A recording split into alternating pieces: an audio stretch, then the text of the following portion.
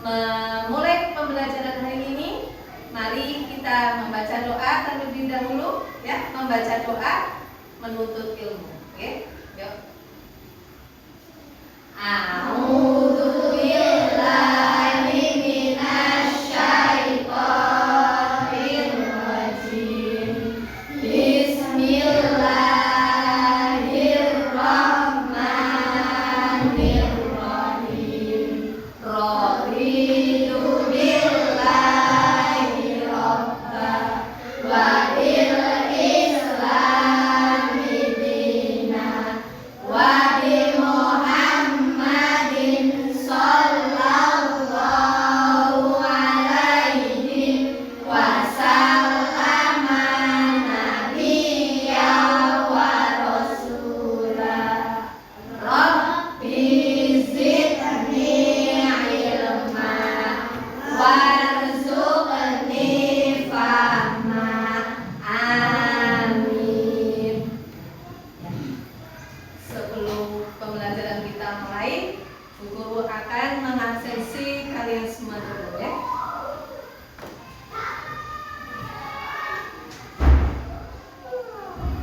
Al-Fa'aden Dika hadir. Riki hadir. Titik iya. Tadi hari ini yang tidak masuk Aulia izin, ke? Dan Elisa sakit. Oke. Ya. Tepuk semangat.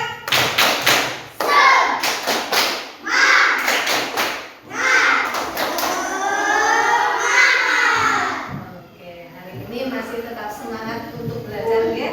Ya, kemarin kita sudah mempelajari tentang materi IPA. Iya. Hari ini kita akan mempelajari materi selanjutnya, yaitu tentang sedekah. Nah, dalam pembelajaran materi sedekah ini, oke, tujuan pembelajarannya yaitu yang pertama, setelah mempelajari pembelajaran dengan problem based learning atau PBL, nanti siswa mampu menjelaskan pengertian sedekah secara percaya diri. Yang kedua, siswa mampu mengetahui dalil atau dasar pelaksanaan sedekah. Yang ketiga, siswa mampu mengetahui hukum bersedekah, ya. Itu tujuan pembelajaran pada hari ini, ya. Oke. Coba kalian amati pada gambar di layar.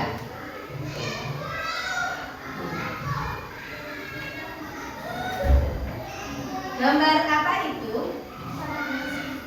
Orang yang bersedekah. Siapa di sini yang sudah pernah melaksanakan perbuatan sedekah? Iya. Sedekah apa, Mbak Rufa? Wah, diberikan kepada siapa?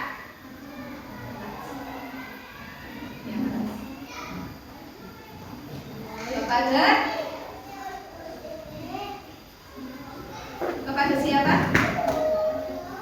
Kepada fakir miskin. Oke.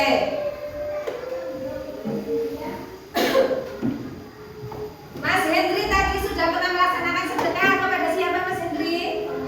Kepada pengemis. Iya, itu merupakan contoh-contoh perilaku sedekah. Apa sih hukum dari sedekah? Ada yang tahu?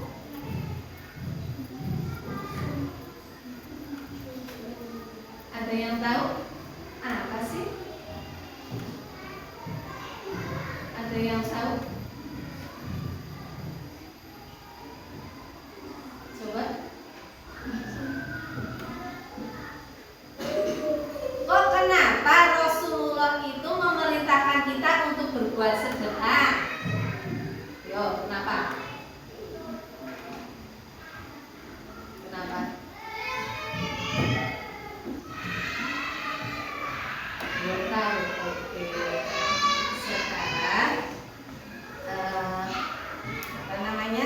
kita akan mempelajari tentang pengertian, kemudian dalil atau dasarnya, dilanjutkan dengan hukum bersedekah.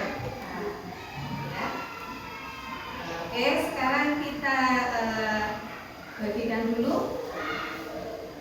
Nanti kalian dibagi menjadi 4 kelompok ya. Oke, ini 4 kelompok ya. 1, 2, 3, 4. Jadi ada yang 4, ada yang 3. Oke, silakan Bu Guru kasih lembar kerjanya dulu. Oke. Ya, nanti ada dipepetkan saja kursinya tidak apa.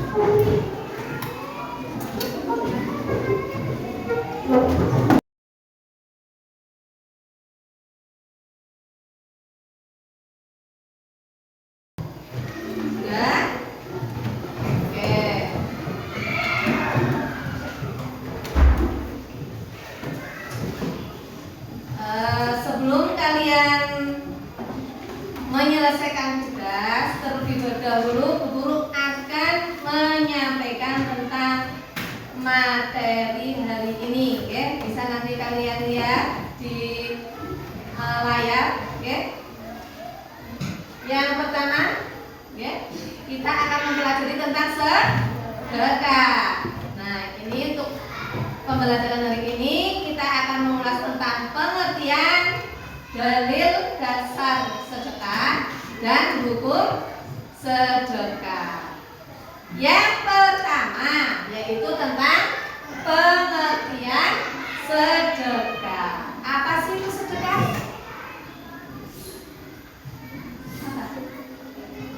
Di sini kita ada 2 pengertian. Yang pertama yaitu menurut bahasa Arab tentunya, ya, yaitu berasal dari kata sodakoh yang berarti pemberian atau bermak. Oke. Ya, dalam pembelajaran akidah kalian sudah mempelajari tentang pelajaran dermawan. Oke. Yang kedua, menurut istilah sedekah adalah memberikan bantuan atau pertolongan berupa barang atau harta dan lainnya tanpa mengharap imbalan dari orang lain dan hanya mengharap ridho dari Allah. Jadi ketika kita melaksanakan sedekah itu kita tentunya diniatkan dengan ikhlas, ya, tanpa ingin dipuji orang lain, ya. Itu menurut istilah. Sekarang selanjutnya yaitu dalil atau dasar tentang bersedekah. Dalam Al-Quran, ya, disebutkan dalam surah Al-Baqarah ayat 264. Ada yang sudah bisa membaca Al-Quran? Ada yang sudah sampai Al-Quran? Indah. Jika dulu. Coba dibaca, kenapa tuh? Jelas.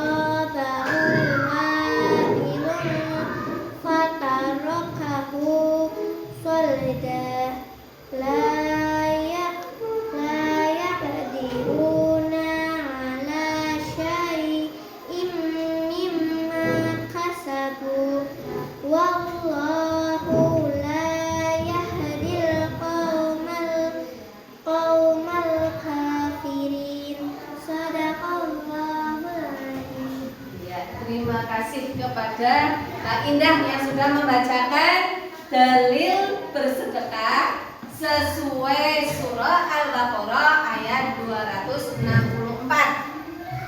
Artinya, wahai orang-orang yang beriman, janganlah kamu merusak sedekahmu dengan menyebutnya dan menyakiti perasaan penerima, seperti orang yang menginfakkan hartanya karena riya atau pamer kepada manusia dan dia tidak beriman kepada Allah dan hari akhir. Perumpamaannya orang itu seperti batu yang licin yang di atasnya ada debu, kemudian batu itu ditimpa hujan lebat, maka tinggallah batu itu licin lagi. Mereka tidak memperoleh sesuatu apapun dari apa yang mereka kerjakan. Dan Allah tidak memberi petunjuk kepada orang-orang yang kafir. Jadi kita diperintahkan untuk bersedekah tanpa harus mengungkit-ungkitnya, ya? Tanpa harus kita menyakiti orang yang kita beri sedekah, ya? Tanpa harus kita berbuat riya, karena itu bisa merusak ibadah kita, ya. Jadi kita harus hati-hati dalam melaksanakan ibadah, terutama sedekah.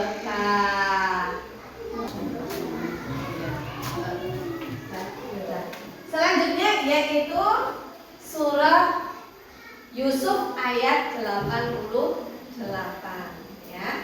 Itu tentang dalil tentang bersedekah, ya. Selain dari Al-Quran, kita juga dalam hadis itu ada dasar hukumnya, yaitu yang diriwayatkan oleh At-Tirmidzi, ya. Ada yang bisa membacakannya? Ada yang bisa membacakannya? Oke, kita Bu Guru bacakan, nanti kalian tirukan, ya. Inna sodaqatu tudfi'u ghadaban rabbi wa tadfa'u mitatassu. Ya, itu hadis yang diriwayatkan oleh At-Tirmidzi, ya.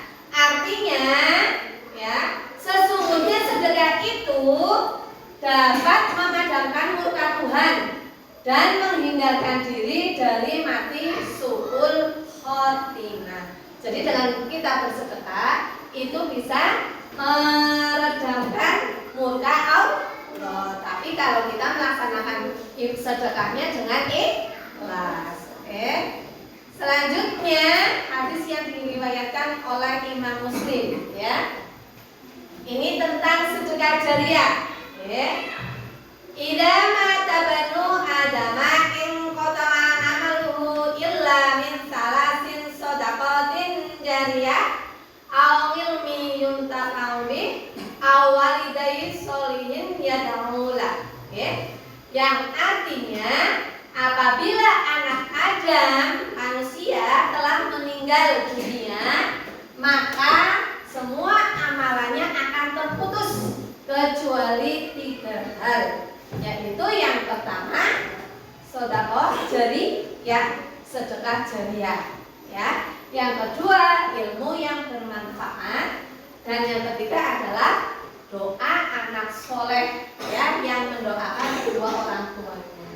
Itu walaupun kita sudah mati, itu pahalanya akan tetap mengalir.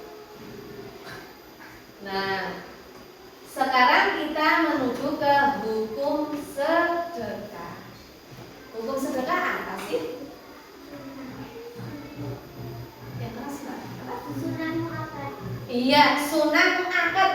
Sunnah mu'akkad artinya apa? Coba ada yang tahu nggak? Sunnah mu'akkad itu artinya apa? Yuk, cari. Ya. Tunjuk jari, siapa yang tahu sunnah mu'akkad itu apa?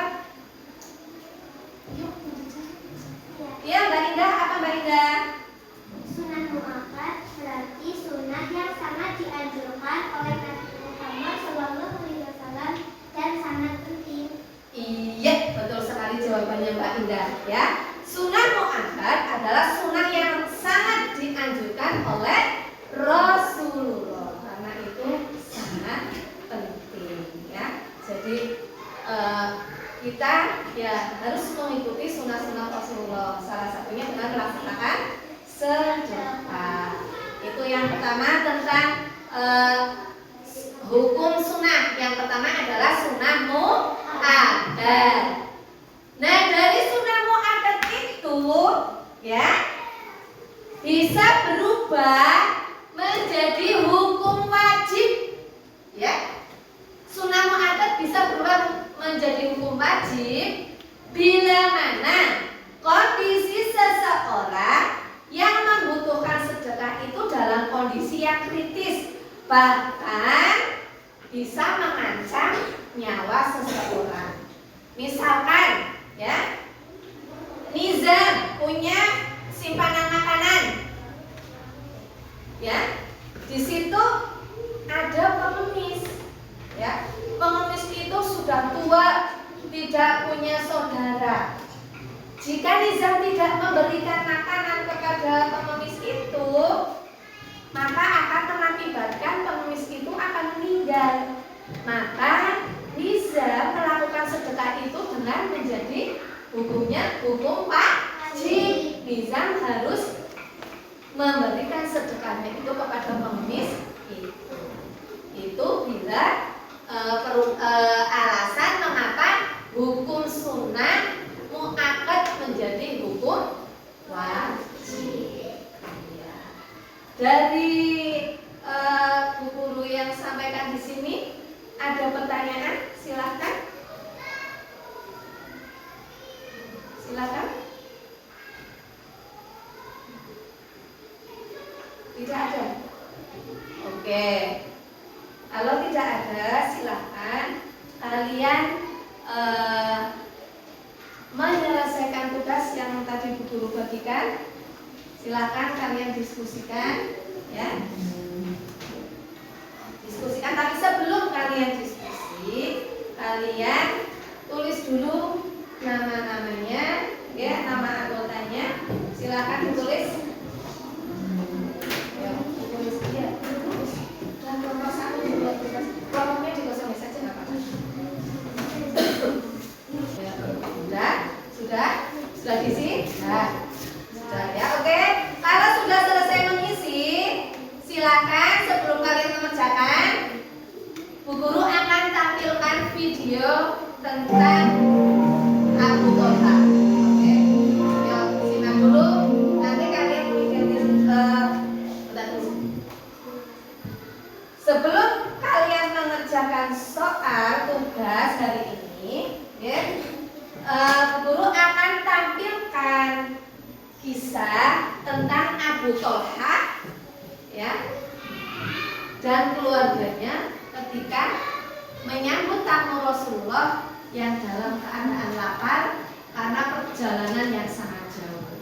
Maka kalian simak dulu videonya, baru kalian bisa menyelesaikan tugas dari guru. Oke, siap?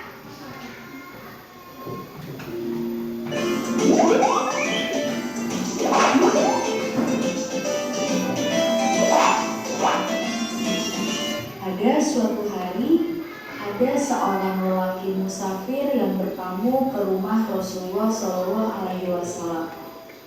Musafir itu menanyakan kepada Rasulullah akan ketersediaan makanan di rumahnya, karena ia sedang merasa kelaparan, sementara persediaan bekalnya sudah habis. Rasulullah pun menanyakan kepada istrinya, Aisyah radhiyallahu anhu, tentang persediaan makanan di rumah. Adakah persediaan makanan untuk hari ini, wahai istriku? Tanya Rasulullah. Aisyah pun menjawab, tidak ada makanan kecuali hanya sedikit air. Rasulullah pun mendatangi istrinya yang lain. Namun Zainab radhiyallahu anhu menjawab bahwa tidak ada makanan di rumah. Selanjutnya beliau pergi ke rumah Saudah radhiyallahu anhu. Ternyata di rumahnya pun sama, tidak ada makanan.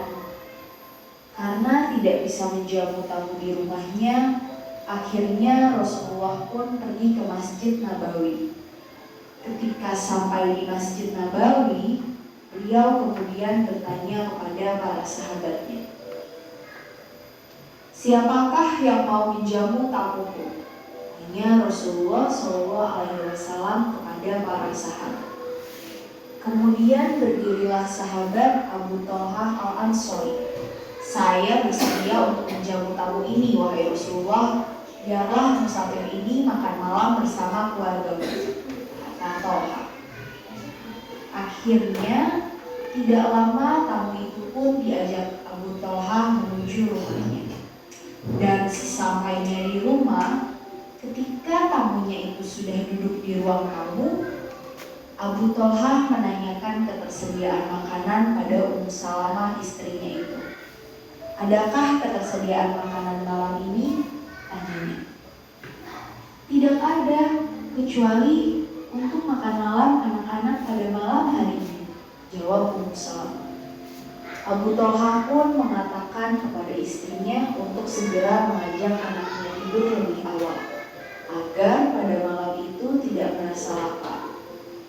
Kemudian ia meminta istrinya untuk menghidangkan makanan jatah anaknya kepada tamu itu. Akhirnya Abu Thalhah meminta izin kepada tamu untuk mematikan lampu dengan alasan tak memiliki banyak minyak. Dalam gelap, sang tamu makan dengan sangat lahap. Sementara Abu Thalhah hanya berpura-pura makan. Ia mengerik piring kosong di depannya sampai tamu itu selesai makan dengan kenyang. Tamu itu tidak menyadari bahwa Abu Thalhah tidak makan. Kemudian keesokan harinya Abu Thalhah bersama istrinya menyampaikan kabar kepada Rasulullah SAW bahwa mereka telah menjamu tamu tersebut. Kemudian Rasulullah SAW berkata, "Sungguh Allah kagum terhadap tindakan kalian berdua semalam saat menjamu tamu."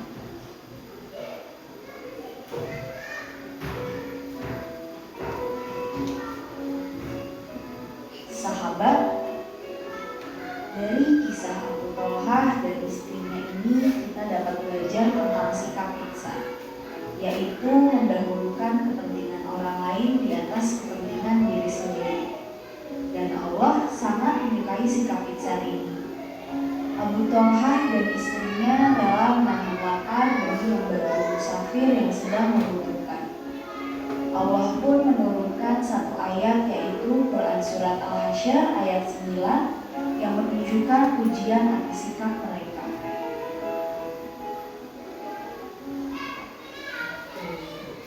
Sudah? Ya, silakan dari apa yang sudah kalian lihat, silakan identifikasi ya. Pada video tadi silakan dibuka untuk lembar pertama. Silakan. Halaman kedua, silakan kalian isi sesuai dengan yang sudah kalian saksikan di video tadi. Ya.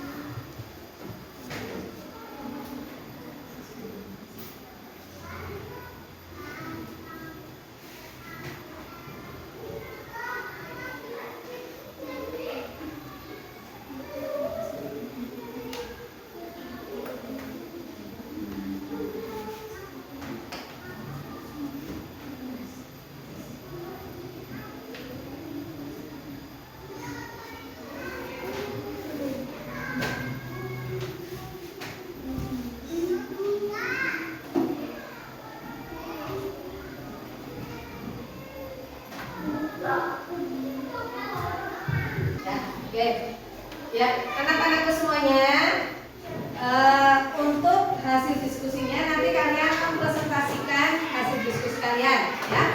Silakan yang sudah siap dari kelompok mana dulu? Iya, dari kelompok 2, silakan, Mbak Indah.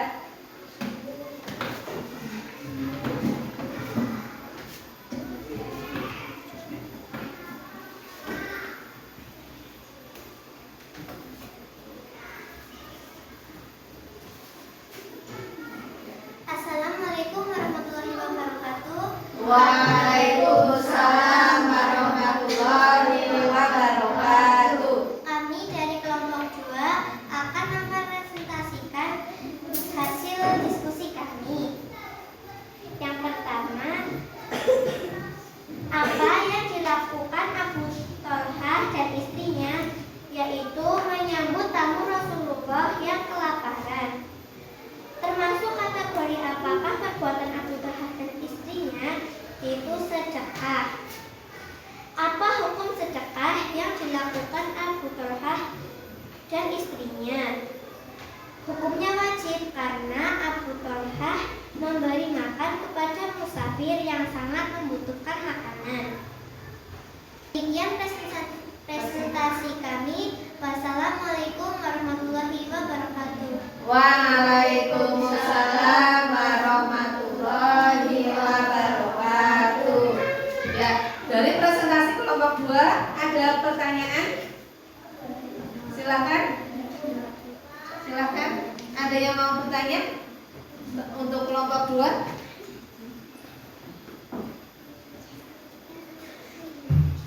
Ya, silakan.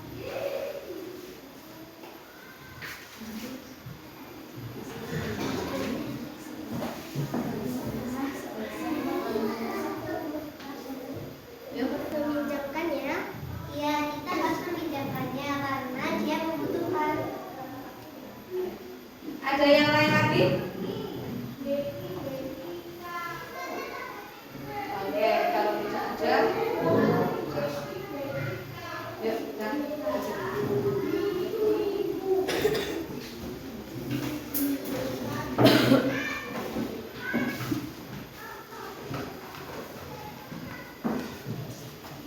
Oke, dari hasil diskusi kalian hari ini ya tentang bersedekah, ya, kita harus bisa meniru perbuatan Abu Tholhah sebagai teladan, ya, di mana perbuatan Abu Tholhah tadi memberi inspirasi kepada kita untuk apa? Bersedekah, ya, dengan apa? Hukum wajib, karena dari Abu Tholhah memberikan sedekah itu memberikan sedekah kepada orang yang sangat membutuhkan, yaitu musafir yang sedang dalam keadaan lapar, okay? Walaupun keluarga Abu Tholhah sedang kelaparan, okay? Karena mempunyai cadangan makanan yang sedikit. Oke. Dari situ dapat kita simpulkan, okay, bahwa bersedekah itu hukumnya sunnah muakkad, yaitu sunnah yang sangat dianjurkan. Nah, bisa berupa wajib bila mana orang tersebut sangat membutuhkan sedekah kita dan keadaannya sedang terancam jiwanya atau dalam keadaan kritis, ya, itu. Nah, untuk pertemuan minggu depan, ya, kita akan mempelajari tentang rukun sedekah, syarat sedekah, dan tata cara bersedekah. Ya, oke. Untuk pertemuan kali ini cukup sekian, ya. Kalau ada kekurangan, Bu Guru mohon maaf, ya. Billahi taufiq wal hidayah. Wassalamualaikum warahmatullahi wabarakatuh. Waalaikumsalam warahmatullahi wabarakatuh. Dan mari kita tutup dengan bacaan alhamdulillah bersama-sama.